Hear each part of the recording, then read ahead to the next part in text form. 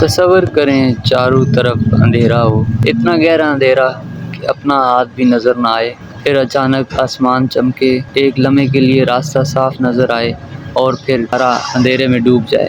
یہ صرف موسم کی کہانی نہیں، یہ ان دلوں کی کہانی ہے جو کبھی حق کے قریب آتے ہیں اور کبھی خواہشات کے اندھیرے میں گم ہو جاتے ہیں۔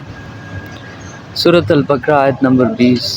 یکاد البرق یخطف ابصارهم کلما اضاء مشوا فیہ واذا اظلم علیہم قاموا ولو شاء اللہ لذہب بسمعہم وابصارہم ان اللہ علی کل شیء قدیر۔ قریب ہے کہ بجلی ان کی آنکھیں اچک لے جائے، جب کبھی ان کے لیے روشنی ہوتی ہے تو اس میں چل پڑتے ہیں، اور جب ان پر اندھیرا آ جاتا ہے تو وہ رک جاتے ہیں، اور اگر اللہ چاہے تو ان کی سماعت اور بصارت سب کچھ چھین لے۔ بے شک اللہ ہر چیز پر پوری قدرت رکھتا ہے۔ یہ ان لوگوں کی تصویر ہے جو ایمان کو مکمل سچائی کے ساتھ قبول نہیں کرتے۔ یہ صرف اس وقت چلتے ہیں جب راستہ آسان ہو، جب دین میں سکون ہو، فائدہ ہو، تعریف ہو، تو یہ آگے بڑھتے ہیں، مگر جیسے ہی آزمائش آتی ہے، تنقید آتی ہے یا خواہشات کے خلاف حکم آتا ہے، یہ رک جاتے ہیں۔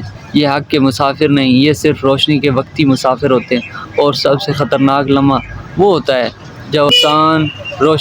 جب انسان روشنی دیکھنے کے باوجود اندھیرے سے محبت کرنے لگے۔ یاد رکھو، اللہ ہر کسی کو روشنی دکھاتا ہے، مگر کوئی اس روشنی کا حق ادا نہیں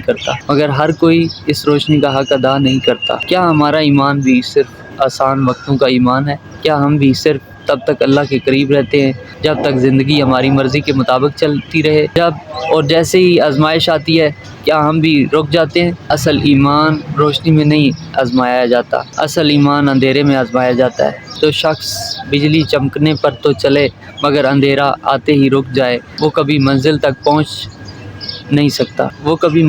نہیں پہنچ سکتا۔ ہر چمک ہدایت نہیں ہوتی، ہر اندھیرا راستہ نہیں روکتا، کبھی کبھی انسان کا اپنا دل اسے آگے بڑھنے نہیں دیتا۔